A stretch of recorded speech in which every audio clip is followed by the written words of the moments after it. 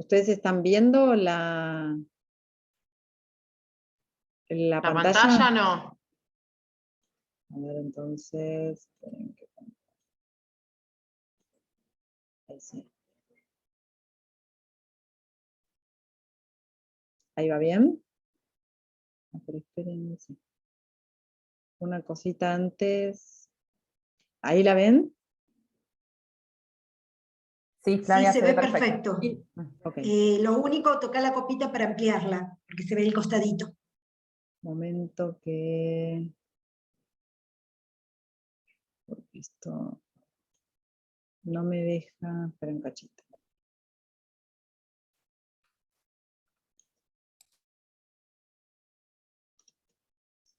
No, porque esto está en el abajo. Bueno, esperen que pauso. Pongo primero así. Y no.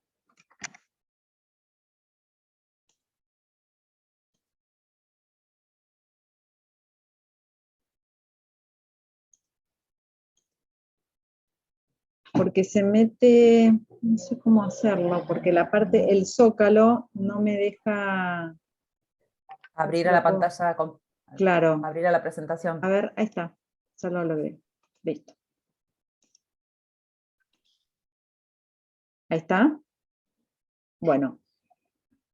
Sí, La perfecto. clase de hoy es sobre trauma social, derechos humanos, reparación simbólica en el campo de la salud mental.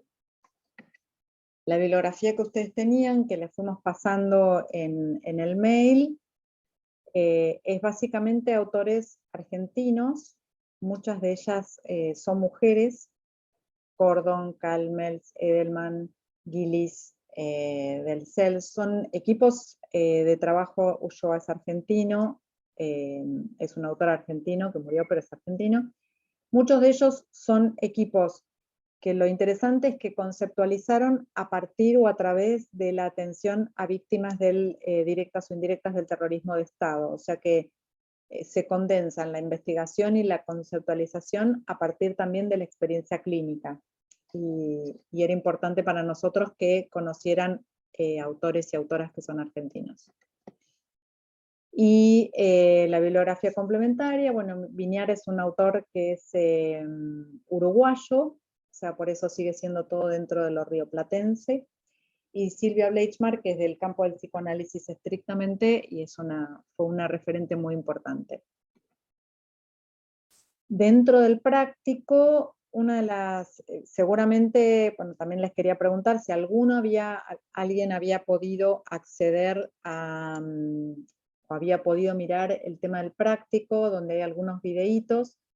El eje donde poner o centrar la atención es el tema del trauma social. Otro eje para nosotros importante es el tema de la reparación simbólica, y van a ver bastantes ejemplos de reparación simbólica, y además también otros en una línea que es de transformación y de intervención social, que lo vamos a ver a partir también de traumas sociales, pero que no se instalan en la misma secuencia de la reparación de las víctimas, ¿no?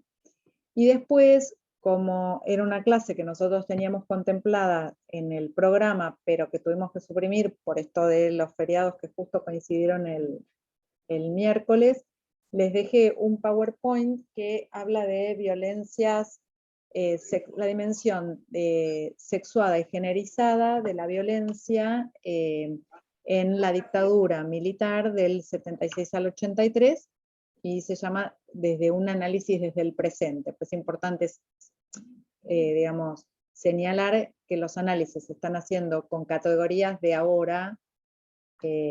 Probablemente la situación en otro momento, en los 90, hubiera tenido una connotación, y ahora con categorías actuales lo podemos analizar distintas. Yo les sugiero que vean el PowerPoint porque hay material que les puede resultar muy interesante. ¿Alguno pudo ver alguna cuestión, algún video del práctico, algún material?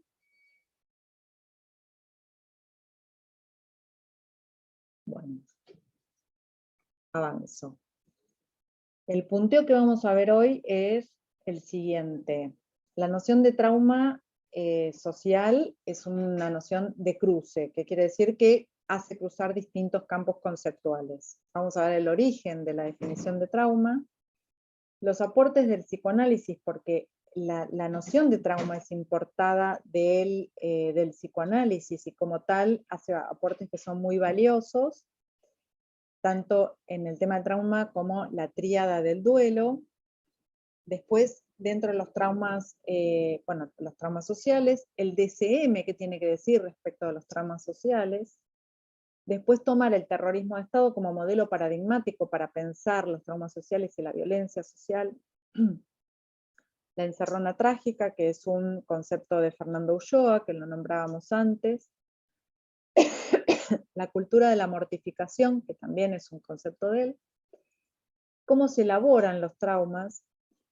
La reparación simbólica, que dio título aparte de esta clase, que es un concepto, una idea que viene del campo jurídico y después se extrapola al campo social, el lugar del Estado, la cultura, la sociedad y los organismos de derechos humanos en los procesos de reparación y de duelo, y para diferenciar lo que es la reparación simbólica de los efectos reparadores subjetivos, que no es lo mismo.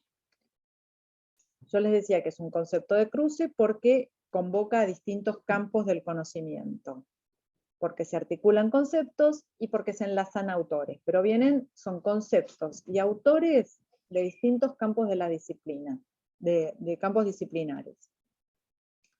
¿Por qué es importante cuando uno articula conceptos, digamos, precisar bien, ¿no? Porque uno a veces muy ligeramente se habla del cerebro como una máquina, o se utilizan metáforas que vienen de la tecnología, o se utilizan algunos conceptos para explicar otros, pero uno tiene que usar conceptos que permitan una articulación, que abran críticamente. En este caso, trauma social articula lo singular y lo social, aúna el presente con el pasado, y es en el campo de lo social donde se reescribe una historia, y donde lo social permite reinscribir, tanto a nivel individual como a nivel de los distintos colectivos o en el escenario social, ciertas marcas históricas. Lo que les pido es que cualquier cosa me paren, Una de las cosas importantes para señalar es que vamos a diferenciar en los traumas sociales lo que tiene que ver con el traumatismo. Esto lo voy a señalar y lo voy a hacer mucho énfasis porque el traumatismo es el efecto singular de una situación colectiva. Una situación puede ser una situación de horror colectivo y de tragedia colectiva, pero el tema es, no a todo el mundo, si bien todo el mundo está afectado, no lo va a afectar del mismo modo a cada uno. Entonces ese es el traumatismo singular, digamos, el efecto singular de ese trauma social.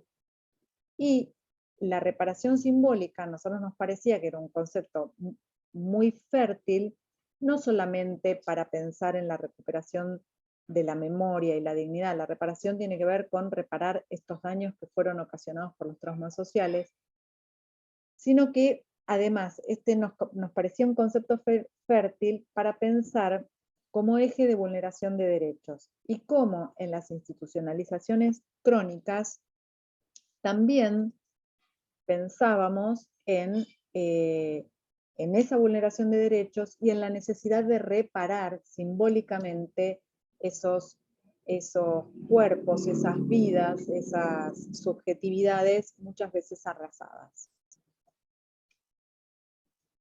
Como aporte del psicoanálisis, vamos a decir que el trauma, primero una mención, que es que el trauma viene del campo de la cirugía, significa perforación o rotura.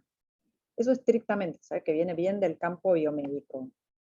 Después el psicoanálisis lo toma, pero yo quería hacer una mención que Eugenia siempre precisa mucho y me parece muy, muy atinada. Cuando ella habla de medicalización siempre precisa. Una cosa es lo que dice Conrad y una cosa es lo que dice Conrad en los años 60 y otra cosa es lo que dice Conrad más adelante.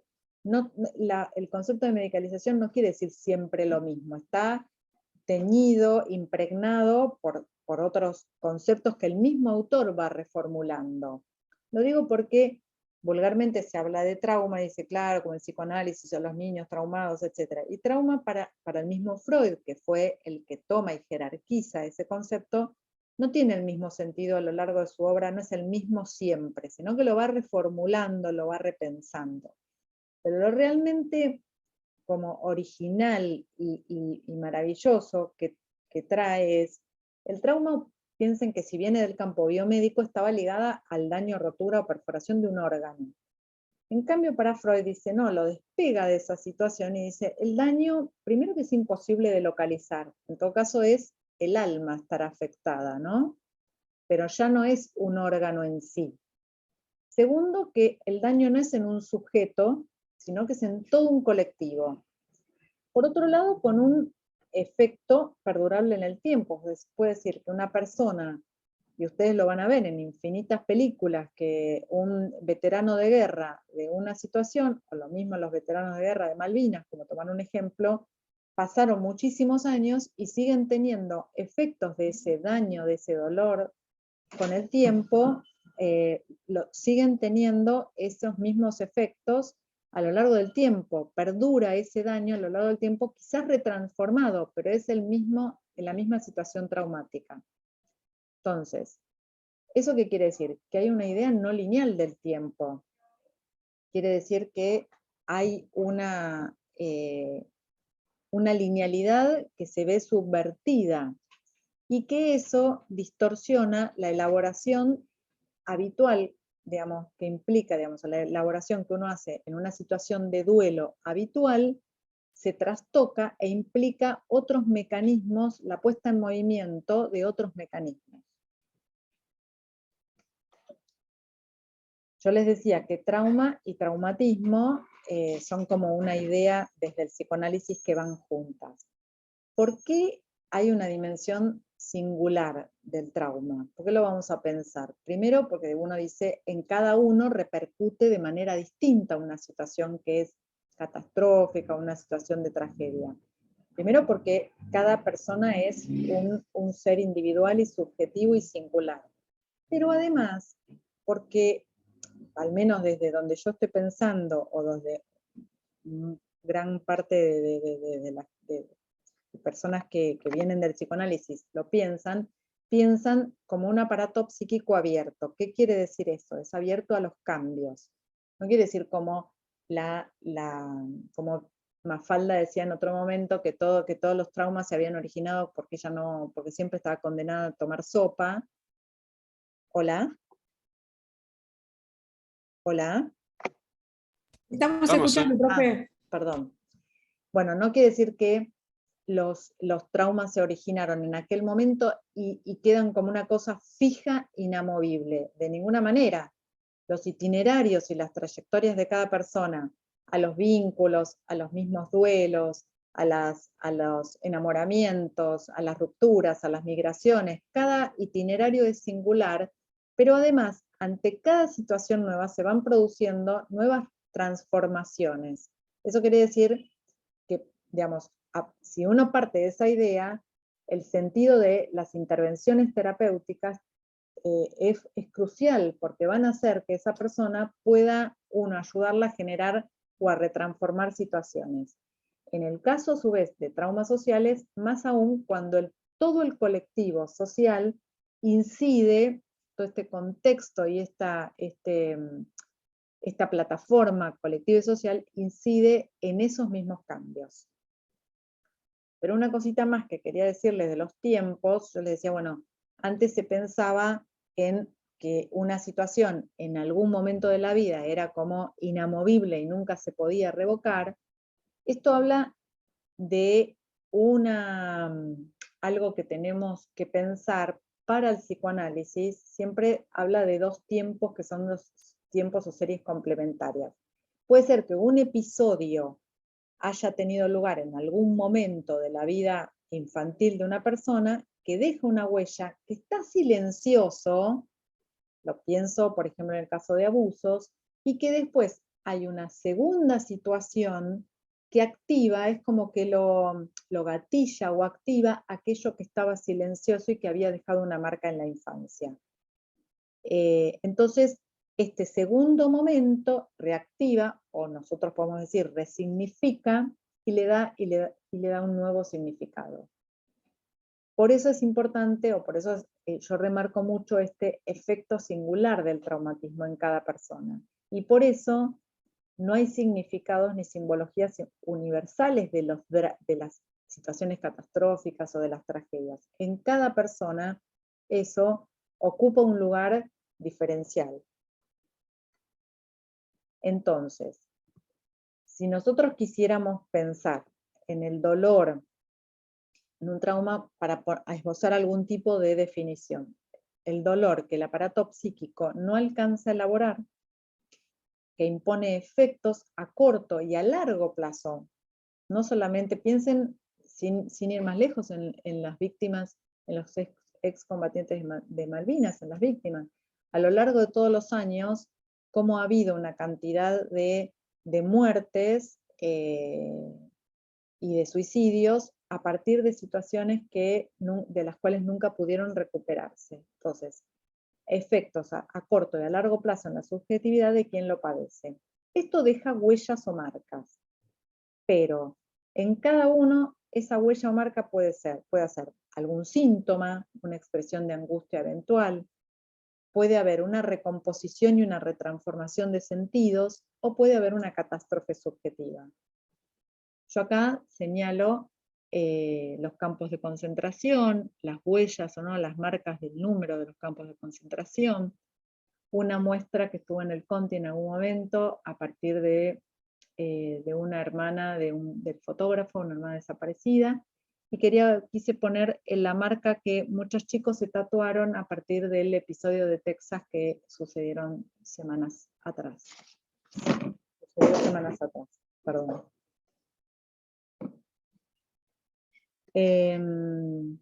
Yo solamente de acá quería mostrarles la definición de Freud respecto del sufrimiento, que me parecía muy interesante.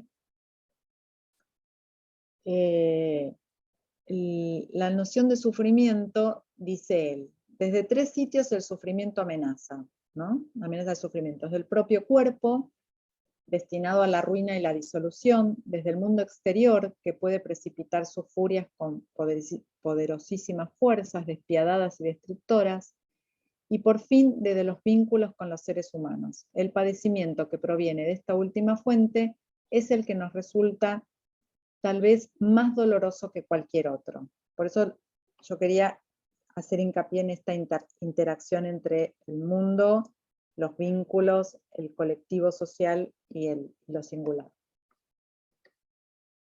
Bueno, yo les decía que convocaba distintos campos disciplinarios, ¿no? Uno del psicoanálisis.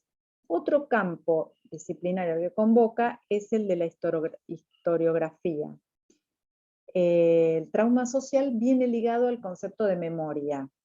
La Capra es un autor muy interesante que recupera el concepto de memoria y ya no la piensa a la memoria como esa materia estática, discreta, a la memoria como un habitáculo donde se almacenan ideas y se almacenan episodios, sino que